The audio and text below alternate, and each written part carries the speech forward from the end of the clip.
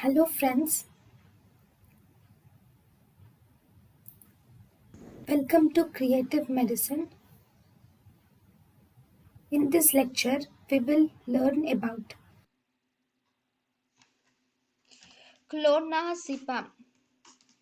Clonazepam. Clonazepam is actually the most potent, followed by clobazepam and then chlorazepate.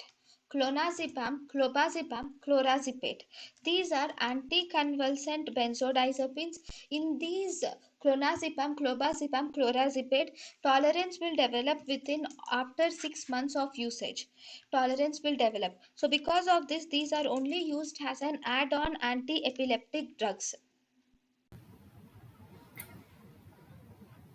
thank you and thank you for watching.